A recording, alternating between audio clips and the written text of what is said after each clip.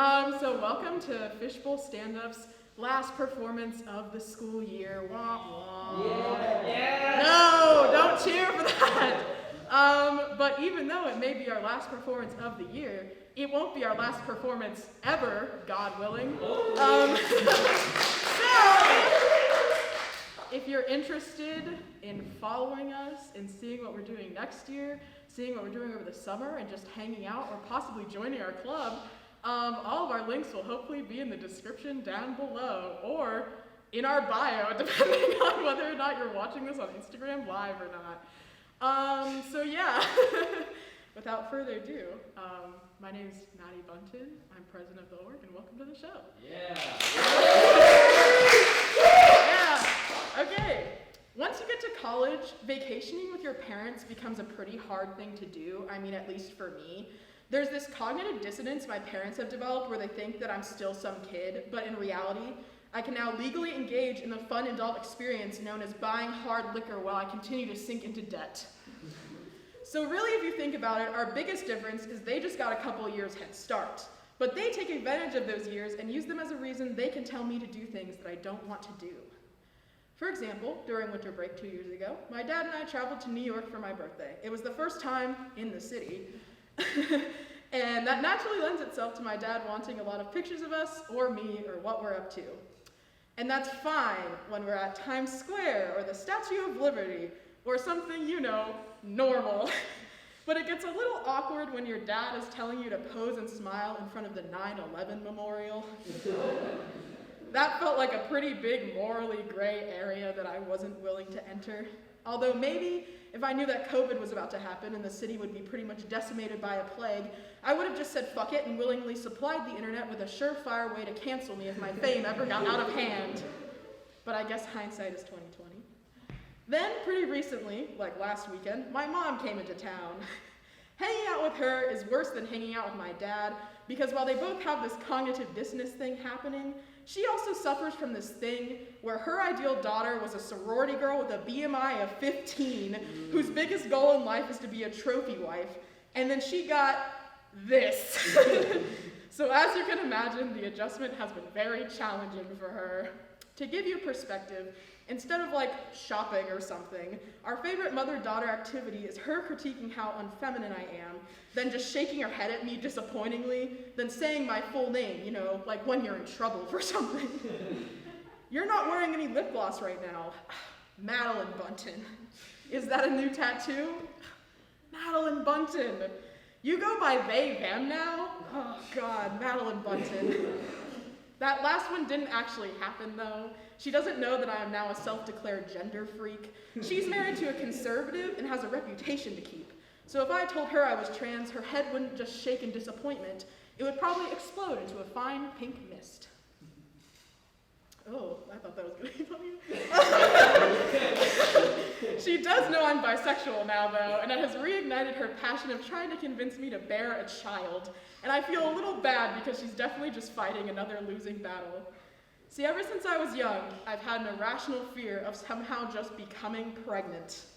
Mostly because when I was younger, pregnancy always had an air of mystique around it. Everyone has to do that thing where they keep how much it sucks out of the public eye so little girls aren't scared to give birth one day. So the science behind it was foggy at best to my small child brain. But now, even though I'm older, I still am afraid of it happening to me because now that I do know the science behind it, I know that it's one of those things where it has the potential to fuck you up beyond repair. Like even if you don't experience every serious complication, at minimum, your vagina is never gonna be the same. But this is a stupid fear to have because let me establish right off the bat that it is pretty much impossible for me to be pregnant on accident because I have not only one, but two illnesses that cause infertility on some level, not to humble brag or anything. One is called PCOS, more commonly known as polycystic ovarian syndrome, and the other is called LPD, more commonly known as liking pussy disease. So, thank you. Anyways. So with those things in mind, it is established that if I were ever to be pregnant, it would be very on purpose. But for some reason, I'm still afraid I'm just gonna wake up some morning and be with child. If I had to try and get to the root of it, I do think it was after I discovered the show I didn't know I was pregnant that this fear became more realized. If you've never seen the show, I feel like the title is pretty self-explanatory, but basically every episode is the story of a woman who just had absolutely no idea she was pregnant.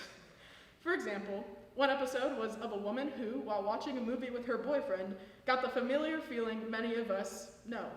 She needed to shit. But the plot twist is that when she was done taking what she thought was just a regular shit, she went to flush the toilet and she discovered that she shit out a baby. So as a young child prone to stomach issues, you could see how I would be very worried about this. So I have to guess that the show, coupled with my absolute absence of any shred of sex education, created a poison that rotted my brain to the point where I would be sitting in my 3rd grade classroom trying to learn basic multiplication and worrying about just having a baby appear and having to claim it as my responsibility. And the funny thing is, I think I was more ready to step up to the plate of parenthood in 3rd grade than I am now. Thank you for listening to me. Yes, thank you. I love attention. Okay. Next, we're going to welcome up to the stage fabulous comedian Joe Butler. Everybody give Joe Butler a hand.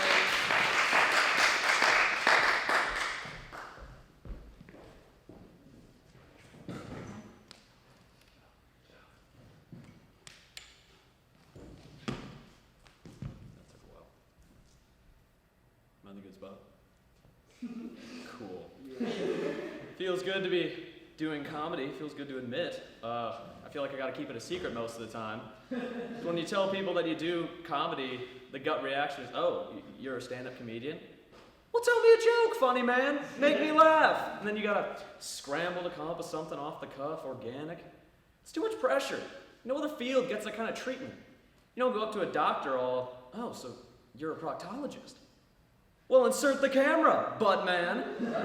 Make sure I don't have any hemorrhoids. Comedy, it's harder to get laughs the older you get. You know, in middle school, it was as easy as having a banana for lunch. Like, as soon as the remotely phallic fruit got anywhere near my face hole, instant hilarity. But, like, when you're a little kid, though, you got comedy superpowers. Like, you can just, at family reunions or whatever, your little kids just spew nonsense and the entire room's dying. And as a comedian, this sort of irritates me a little bit. Like, kid, all you did was spin in a circle and fall down singing Itsy Bitsy Spider. It's pretty low brow. And then some other kid, goes and ends up streaking the family reunion, making everyone uncomfortable. I'm like, we're doing public indecency now? That's Louis C.K.'s thing, man. Come on. Step off. Be original. But is that ever a surprise, though, whenever a comedian gets in trouble for some sex offense? Like, does this really shock us? Because 90% of comedians joke pretty heavily about nihilism, not getting any sex, and making shitty life decisions. So is it a real surprise when one decides to up and diddle someone because nothing matters anymore? Like, I'm not exactly, it's pretty surprising, Call me a House in 2011 Joplin. I'm blown away over here. I get it. Comedy is art, even though it just looks like the cheapest form of therapy. But it's art, and artists suffer sometimes. Van Gogh, Hemingway, Hitler, all of them were tortured artists who ended up killing themselves.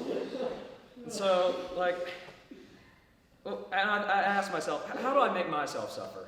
How do I take myself to a place of darkness where my art can really flourish and grow? So I had a can of LaCroix. Mission accomplished. LaCroix is disgusting. It tastes like the juice at the bottom of old fruit salad that someone drank and burped into a can. But it's 0 calories. Yeah, you know what else is 0 calories? Not drinking Fruity Belch juice. Or jumping into the splits fully nude on a field of broken glass. You'll lose weight and have more manhood left over. I feel like LaCroix addiction is the opposite of alcoholism. Or it's like, no, shit. It's, LaCroix addiction is like alcoholism, but in reverse. Because with alcoholism, you're probably depressed, down a bottle, your senses are dulled. But if you're addicted to LaCroix, then your senses are pretty dull to begin with. So then you have a can, and then you become depressed, especially once you realize you just spent $22 for a case of fruity fart juice. But apparently LaCroix is French, which makes a lot of sense, because when I tried a LaCroix, it made me want to lie on the ground and give up. I'm not a fan of Little Caesars either, because, the pizza's not great. It's basically a layer of sauce away from cheese and crackers, but Little Caesars has the world's worst slogan, pizza, pizza. Pizza, pizza? Like, wow, that's a hell of a marketing team you got there. Was no one ready for that pitch? Like, I would have loved to sit in on that meeting. All right, we got to come up with a killer slogan for Little Caesars. Johnson, hit me. Pizza. Okay, I'm going to assume you were joking, Johnson. Peterson, you've got good ideas. Spit them at me. Pizza, pizza, pizza. What are you, stupid, Peterson? Did everyone forget how to market today? Oh, great, Stevenson's got his hand up. This ought to be good. Pizza, pizza? That is brilliant, Stevenson. Pizza, pizza, genius. Pizza, pizza, pizza, pizza? What the hell are you smoking? Get out of here. You're fired. Tried martial arts recently, gotten into that. It's not my choice, it was my choice, but I didn't convince myself. A friend actually told me it was a good idea. He's like, Joe, what if you go on a date and you're mugged? You'd be useless. Don't you want to know how to defend yourself? And I'm like, well, yeah, sure, but me learning how to defend myself to keep a significant other safe is like Helen Keller learning the constellations so she can go stargazing. Come on, neither of us will be able to use what we've learned. But apparently you gotta learn to kill before you can slay, so I decided to sign up for Brazilian Jiu-Jitsu. Sounds badass. Ground fighting, grappling. Day 1 of practice, we're learning the arm bar, which is essentially where you take someone's arm and dry hump their elbow until it bends backwards. And as I'm working the arm bar, my arm bar sucks, harder than a slutty vacuum cleaner without a father figure. And so, I'm struggling. And the dude, he's trying to reassure me, he's trying to comfort me. He's like, hey man, you'll learn the moves, you'll be great. And with your build, you'll be great on your back. Which is not something I love hearing as I'm being straddled by a 250-pound sweaty ape of a man while he's breathing hard. And technique practice ends. Time for rolling. The hell is rolling? Well, rolling is where you took the techniques you learned, put them in a fake real fight so you can learn how you do in a real fight. But the only thing I learned is that if I ever drop the soap in prison, I can kiss my ass goodnight. Because I was the lightest, least sweaty dude in class. So all of rolling, everyone spent literally mopping the floor with me. And there's not enough room for everyone to go at once, so it's like a gladiator fight. Some people are watching, others are doing it. And there's this move called shrimping, which is jiu-jitsu for squirm away like a bitch. So everyone's chanting at me, shrimp, shrimp, shrimp, as I'm getting pancakes. I'm like, are you telling me what to do, or are you just insulting me? And I know I need to eat more. Come on, kick me while I'm down. Online dating is interesting. Tried Tinder, so that way if I get my ass kicked, at least have someone there. So I tried Tinder. That's what everyone's using, right? But Tinder, it's serious now. It's no hookups. People are trying to find something meaningful. So people are quick to put no hookups in their profile, which I think is good, but it's not an official law of nature, but I found that the harder you emphasize no hooking up in your profile, the less you've got to worry about. No hookups! Yeah, no kidding. Looking for something serious? Yeah, well, keep looking. I don't want any one-night stands. I think you're safe.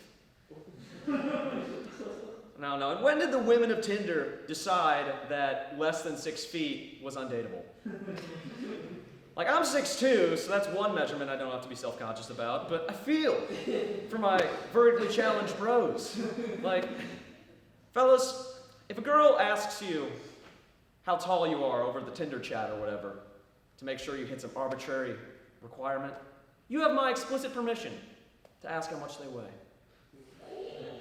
That's rude! I agree, you can't change height. It's a bit of a double standard. Humpty Dumpty makes no sense, right? Humpty Dumpty sat on a wall, had a big fall, and all the king's horses and all the king's men couldn't put Humpty back together again, which I think is hilarious. Like, how crappy must the king's men have been at medicine for them to hand off the scalpel to the thing with hooves? You know, like he trots out of the surgery room. Dr. Seabiscuit, were you able to save him? Nay.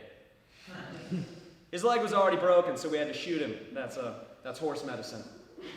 It's the first thing we learned at med school. Shaken, not stirred. Great for martinis, bad for babies. Here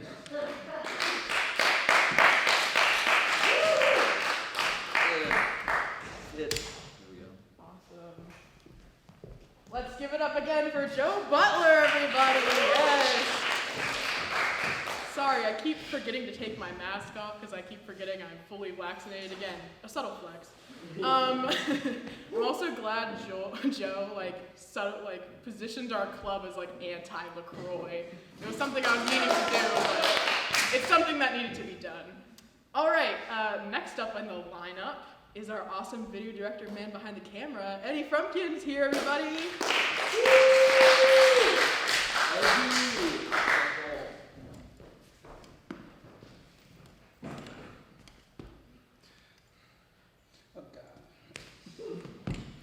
Hello, you might see me at 9th Street or in the columns, and thank you for knowing me. And the first thing that I want all of you to know is that I'm a performer, and unfortunately at times, it's very hard for me to get cast because of my weight, and the only roles I'll get is sometimes like a Seth Rogen or a Jonah Hill, and it's just very hard to get those type of roles being typecast, but I was lucky to be in a short film recently, and unfortunately, there were times that crew members have seen my butt crack, and they told me to pull up my pants. Like, it's not my fault that my pants are like that. Like, I have necessary things to have, like my keys, wallet, phone, and my phone charger, and my objects are just pulling my pants down. I'm not even sagging. And I still hate that people have to tell me, say, pull up your pants. And it's even weird when there are female non-gender conforming people looking at my butt crack. And I don't want anyone to see my butt crack outside of fucking. And unfortunately, there is a few times where I see some people's butt cracks, but I don't know how to approach them because, like, there is no gentle way of, like, saying, pull up your zipper. There's no, like, polite way, but there'll be some dumbasses that'll say, hey, you're releasing gas, you need to go to the bathroom. Like, that's not the right way to do that. Like, there's no really nice way. And how I know? Because I've experienced that in middle school and even high school when I was farting, as there were teachers and students that would tell me, hey, if you need to go to, if you're about to release gas, go to the bathroom, but I don't want to miss class. I need to learn everything. I need to keep my perfect attendance up. And they never really been bullying me, but they will give me looks or just little comments that pass on the fly by, like I don't take that to heart. And sometimes I would say, excuse me, and the teacher said, do you have anything to say? No, I was just being polite that I burped or fart. But it's just that, like, I have to grow with it and accept my flaws, and you just need to let it all out. Thank you.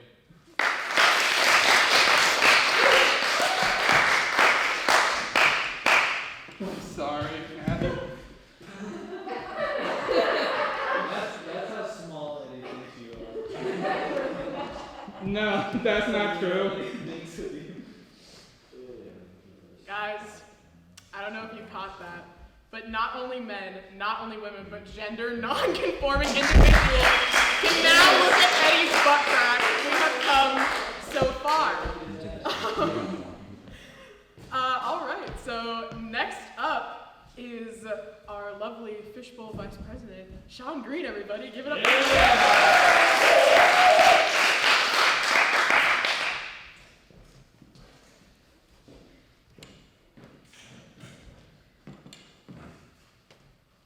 So sometimes when I'm feeling down on my luck, life's not going my way, procrastinating, not really making anything of myself, I like to remind myself that there's a group of people who've devoted their entire lives to hunting ghosts.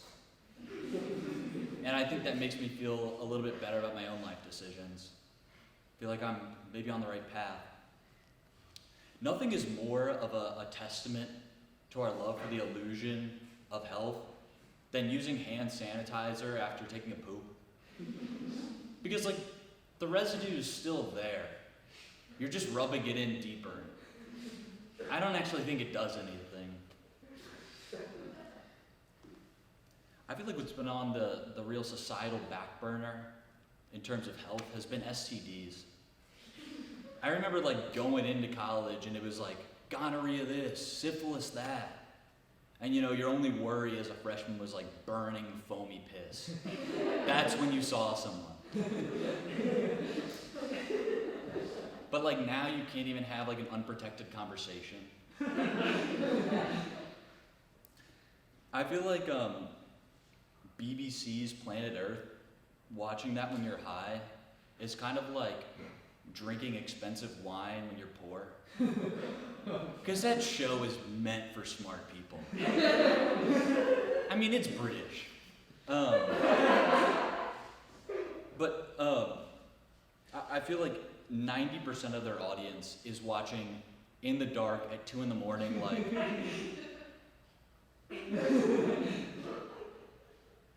Have you ever tried to pet your screen? It doesn't feel how you think it would. You can always tell who the narrator's rooting for based on who they call majestic. Because even if it's the wolf, if they're the snow leopard, I'm gonna do a British accent for this. The snow leopard maims the albino bunny and leaves a red hue on the befallen snow.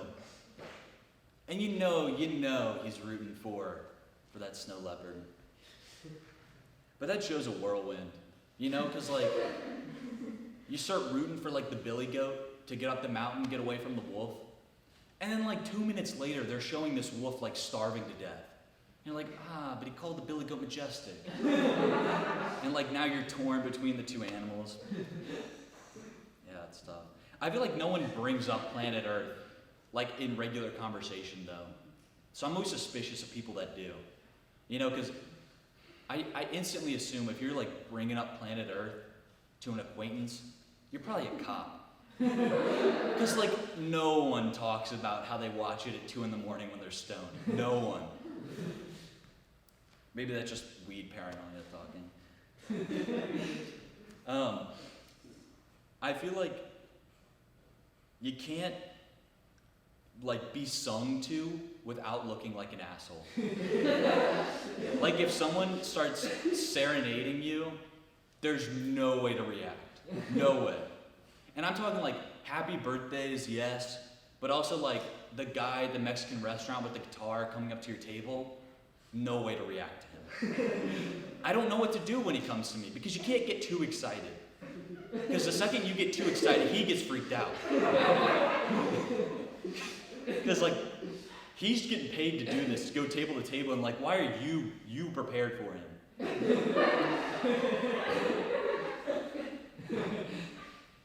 But where was I going with that? I feel like here's my rule of thumb for whether or not you should sing for an audience. Did they buy a ticket to hear you sing?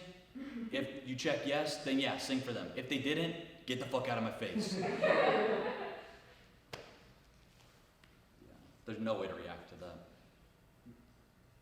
that. Just for my final act, I want to turn everyone into an asshole. If you guys don't mind, can I get a round of applause? Let's see. I have my lyrics written out for this.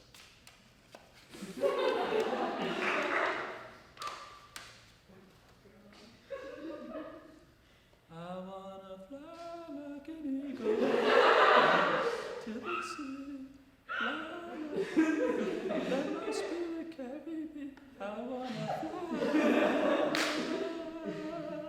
fly like an eagle. Thank you, everybody.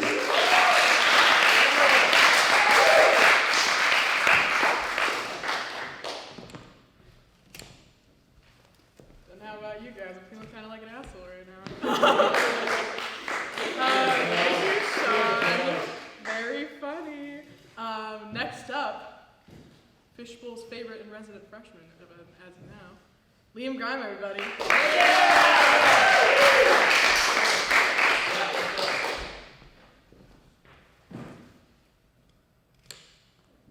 I don't know why I chose to dress like I was about to model for a cologne ad. It just sort of happened.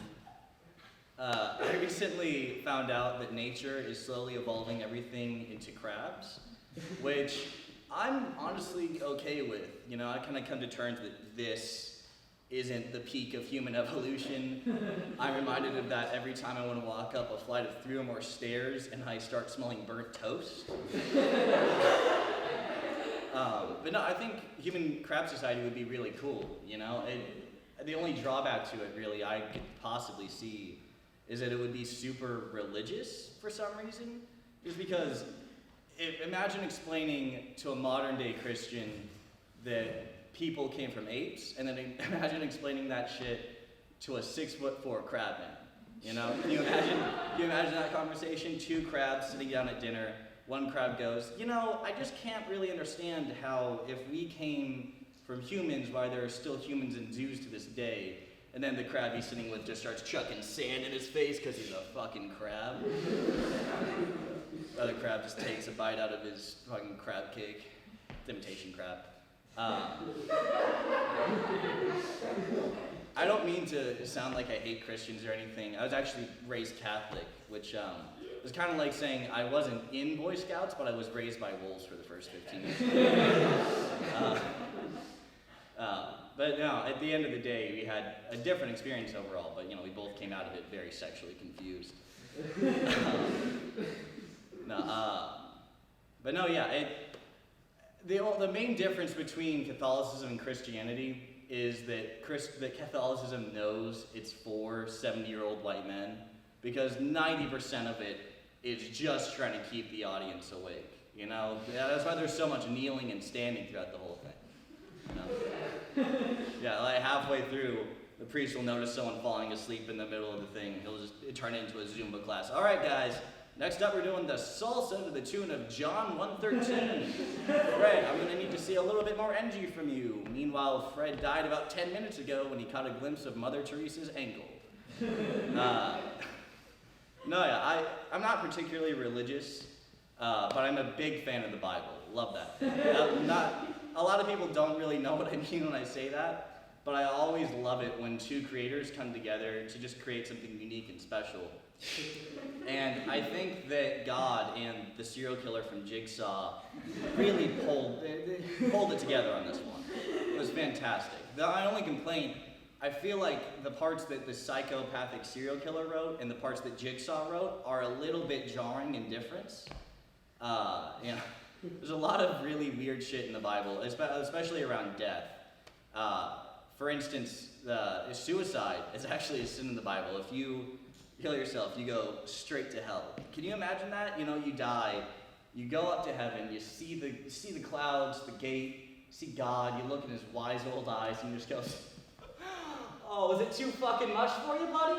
Too hard? Oh, that sucks. That fucking sucks, pal. We'll see how easy it is talking to Abraham Lincoln for the rest of your fucking life. Motherfucker smells like hemp.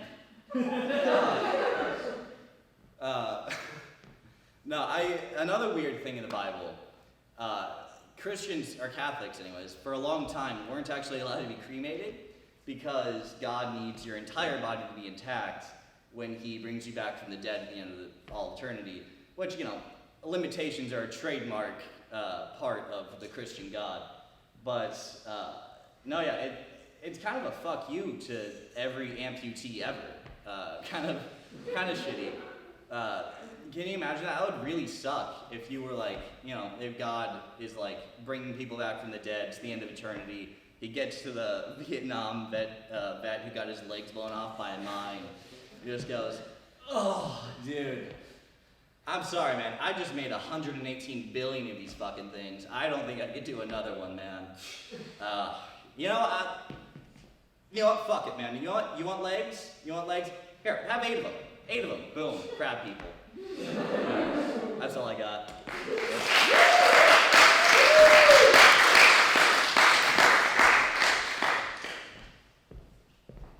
Thank you, Liam. I'm very excited someone's taken up the mantle of doing God humor. Because honestly, the rest of us are just godless heathens. All right, next up, I would need to look at the list because I don't remember. Cool. Next up is Felix Wang, everybody.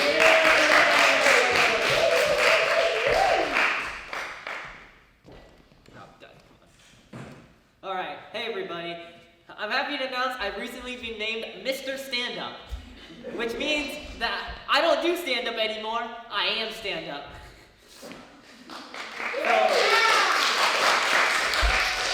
So, listen, what can I say? Look, I've run out of funny stories and really bad things haven't happened to me for a while, so I'm just gonna read you some stuff I found on Wikipedia like yesterday. You know, I don't know, if you don't like it, you can just skip to Ben's section for more unfunny jokes. Yeah! All right, let's get started. All right. How does Pac-Man reproduce? You know, canonically, he has a wife, a son, and a baby daughter. I've looked everywhere on his body. Hey, there's nowhere. Where is the genitalia supposed to be? He's just an arm with some legs and a ball. The only thing I can think about is it might be like retractable or something, which is just a terrible thought in my head. And that brings up the question of Miss Pac-Man, which might be even more problematic. Trust me, you don't want to go down the rabbit hole on Google Images. I've seen some messed up stuff. Well, you know, I've got a hot take to make for you guys, and this one might be a bit too fiery, so you might want to step back. All right.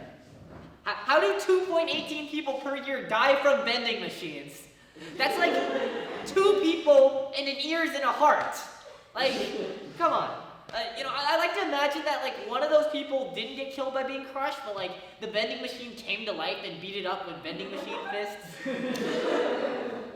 Yeah, but, okay, seriously, if you die because you're trying to get a Snickers, I'm sorry, you just deserve to die. You deserve to die. I'm sorry for any vending machine surviving families, but, like, I don't know, your person is just fine. Whatever. I guess, you know what they say, you're not you when you're hungry. Like, I don't know, like, can you imagine just, like, walking up and you see, like, a vending machine fall on somebody, like, splat, and you're like, what's the first thing you do? Well, I know the first thing I'm gonna do. I'm gonna get some free candy. You know who's a president we don't talk about much? James Garfield. That's because he fucking died in office. Yeah, what a loser, am I right? Anyway, so this guy, Charles Uteau, he shot James Garfield. Oh no, gunshot equals death, right? No, he was pretty good. Garfield was good.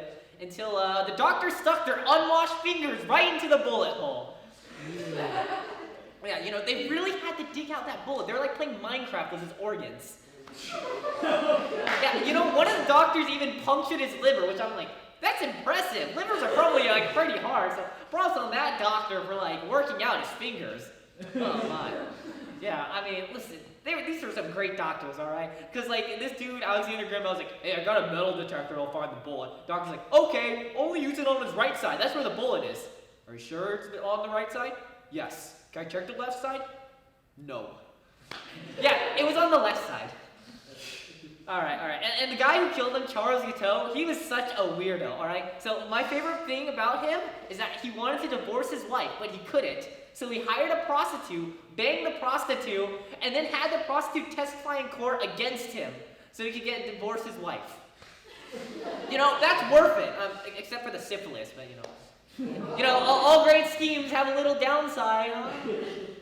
Yeah, he was also like, he was just a weird guy in general, I have to say. Like, God. When he was in prison, He wrote an autobiography and sent it to a newspaper, and at the end he was like, looking for a clean Christian lady under 30, which is the worst dating service I've ever seen. Like, I mean, screw Tinder or like Bumble or whatever. Yeah, my dating service is killing the president and advertising it in a newspaper. Before I move on to the next section, I'm proud to announce I've joined a new organization. No more comedy for me. I'm now a member of the Association Brasa Pizza Napoleona. Or as the Americans might know it, the True Neapolitan Pizza Association. Yes, it is an organization of pizza supremacists. They got UNESCO to be like, to certify them as a cultural heritage. Which is like if we had the National American Cheeseburger Association, because we just can't stand those European cheeseburgers. God. So a lot of people say that, you know, my jokes sometimes fly over the head of people, you know. Bunch of weirdos. Well, actually, I refute that. I'm going even deeper. You know one of my favorite Wikipedia pages? List of sexually active posts. Like, Alexander VI, that dude fucked. He had 10 illegitimate children. 10, man, what a guy. You think he kept on the big hat during sex? Like he was just like all naked, but he had the big hat on. Like, and then, yeah, ladies gotta be like, oh baby, yeah, that's what I'm talking about. I also want to tell you about Pope Paul II. Apparently he died when eating like a watermelon, but rumors say that he died while having sodomy with somebody else. But the church, they were so ashamed of this. They're like, let's come up with a better story. He died when eating too many watermelons. so they had to issue like a press release like, man, that Pope Paul II, he loved watermelons, right? You know, one day he just had too many. He died. No sodomy here. Yeah, that's a noble way for a man of God to go out. So, there's this horrible general during the Liberian Civil War. Killed like 20,000 people, committed acts of human sacrifice, chopped heads off, just a terrible person. And his name? General Butt Naked. That's right, General Butt Naked. Possibly the least intimidating name for a general ever. Like, imagine you're at your village and your friend's like, oh my god, it's General Butt Naked in the Butt Naked Brigade. And yes, his army of child soldiers was called the Butt Naked Brigade. Which is like, honestly, like that's something that I feel like I kind of want to join that now. Like, that sounds cool, you know? But do you think they have life insurance? Yeah, so you want to know what he's up to these days? He's a preacher, actually. You know, he does church services. So I guess the war criminal to preacher pipeline is really thriving these days. All right, last bit, I promise. So everyone knows who Isaac Newton is, right? Like gravity, calculus, all that stuff. But the guy was freaking weird. One time he was like, man, I have to do this important experiment. I'm gonna look in a mirror at the sun for half an hour and see what my conclusions are. He went blind for 3 days. Yeah, what did he put in his diary? Dear diary, today I looked at the sun for half an hour. Conclusion, sun is very bright. Yeah. He also said that the world would end in 2060, which really gives me a lot of time to plan out my vacations. Like, come on, you know, he did like some math stuff. He's like, oh, the Pope purposely John 6:8:12, and just added it up to 2060. So, yeah, I guess that works. You know, Newton in general is like super weirdly religious. You guys all remember Roy G. Biv, right? That stupid, oh, remember the rainbows? Yeah, you ever think about how indigo is such a useless thing? That's because Newton saw that and he was like, 6 colors of the rainbow, that's cool. But 7 is a holy number. I'm gonna make up indigo. So honestly, screw that. Nobody's favorite color is indigo. Nobody's like, oh, I love indigo. It's such a beautiful and poignant color. It's great. All right, I'm done now. Bye.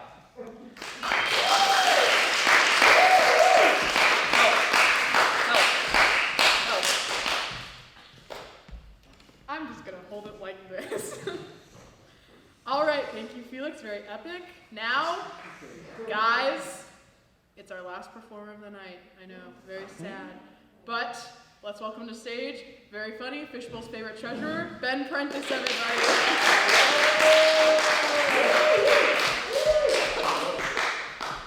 Yeah.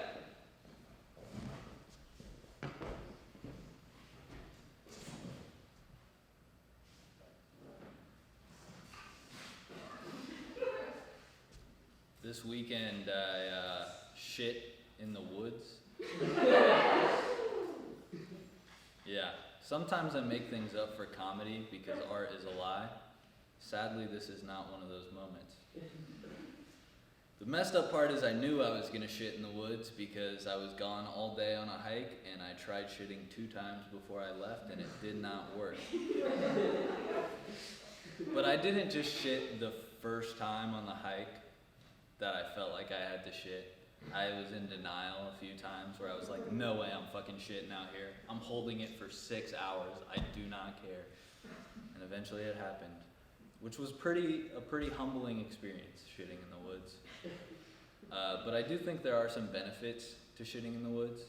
Like, I think now I'd be way more open to doing anal with a stranger. Because, you know, I've gone almost 22 years with only seeing human shit in a toilet bowl context, and now that I've finally seen it outside of a toilet bowl context, one less thing to worry about.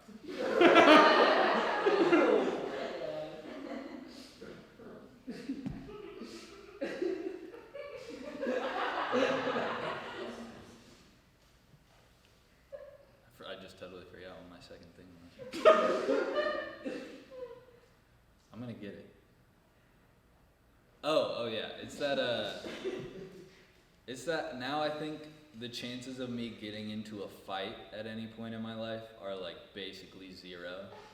Cause if anyone ever tries to fight me now, I'll just be like, dude, I shit in the woods once. Like, you won. I lost. It's all over for me. Sometimes I feel like I overshare with my stand-up comedy. Like, I feel like one day, you know, I'm gonna be at a job interview and he's gonna be like, well, Ben, we thought you were great, but then we saw a video of you admitting that you shit in the woods once, and that's not good for our brand. And I'll be like, yeah, I totally understand. So I'm single, and I've made a new discovery on my single journey. I've discovered that I'm what's known as a pick-me guy. Which is basically the concept that a man says something nice or like, you know, kind of woke in hopes that a woman will choose him to mate. And I learned this most recently because I posted a TikTok the other day that was like, guys, women's sports really are not that bad. And every comment I got was like, did she fucking pick you, you fucking simp?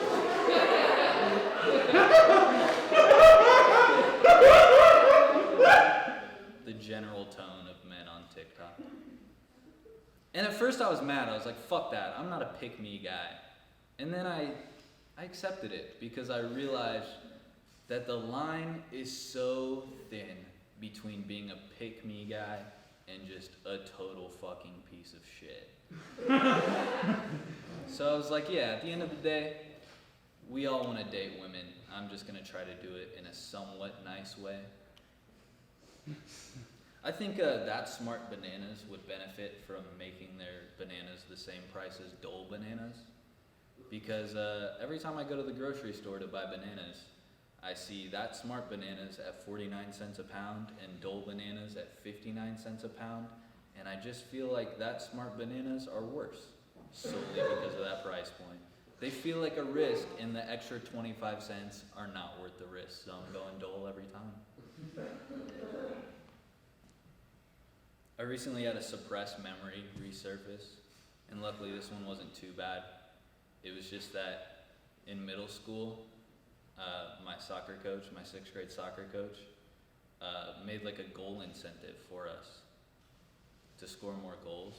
And that was just for him to show his appreciation for the goal we just scored. He would blow us a kiss.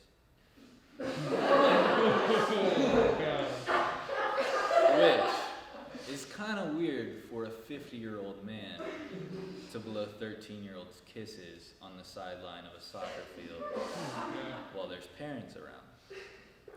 But I think what the most fucked up part is that 13-year-old me thought that was a good incentive. I wanted to score more goals not because I wanted to win, but because I wanted a 50-year-old man to blow kisses to me. Which is weird because my father is good. He's a good, loving father who's given me tons of attention. So I don't know what inside me craved a kiss being blown to me from a 50-year-old man. This is just a little quick thing. I'm trying to weed the people out of my life that suck. So if you're watching this on my Instagram, go ahead and comment, "I love you, Dad," down below, just to let me know that you're a real one, and because I think it's a funny thing to comment. Speaking of social media, yeah, I have a transition. So SportsCenter has been doing this crazy thing lately where they're posting these things that I'm calling almost posts, where they'll post highlights, sports highlights, but they're not actually highlights. So what they'll do is they'll take a video of a guy shooting a basketball, but he'll miss. And then they'll go, "Imagine if this went in." They'll go, "This shot almost went in. Imagine if this guy did dunk this basketball." Which is the equivalent of me doing this whole setup and being like, "Imagine if I had a good punchline. You guys would all think it was pretty funny. You guys would be laughing pretty hard right now." But I've decided I'm actually going to start using this tactic in my life with women that I hook up with. And at the end of it, I'm just going to say, "Imagine if you did come." You would feel pretty good right now. And then I'm going to leave. Actually, I'm not going to leave because I'm a pick-me guy. So I'm going to say that, I'm going to act like I'm going to leave, and I'm going to stop at the door and say, "By the way, I think women should be able to vote." And then I leave. And then she's like, "Man, I didn't come, but he's kind of a feminist king. So I will let him enter me again." And then I'm going to come back one more time and say, "By the way, I shit in the woods once, so if you ever want to do anal, I'm your guy. My name's Ben Prentice."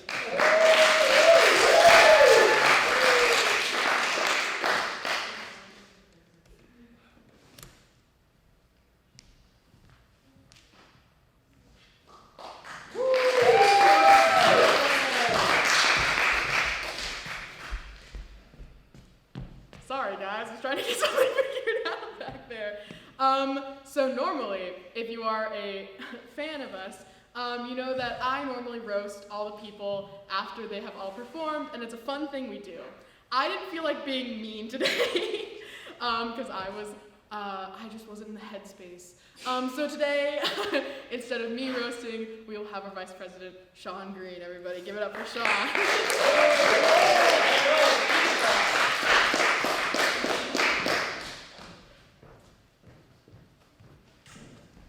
These are a little last minute, so everyone bear with me. Yeah. A few of these, and I won't tell you which, but you'll know, are made up on the spot. Okay, I'm just gonna go in the show order that the camera can't see, but that we all know. So Maddie talked a lot about like getting pregnant and like finding a baby in the toilet, and I don't really. That's like the scariest thing that I can't even imagine. So I feel that because that's not like a child being afraid. That's like anyone would be freaked out. Joe went. A part of me thinks Joe has LaCroix trauma. And maybe that's something he's gonna have to work out in counseling. Eddie, you love to talk about your butt crack. I have seen the butt crack. Wear a belt, man. I did! I went next. I sang in my real singing voice. That's enough. Liam went. Liam, you're a Catholic? No way. After that was Felix. Remember when Felix said he looks up Miss Pac-Man porn? Because I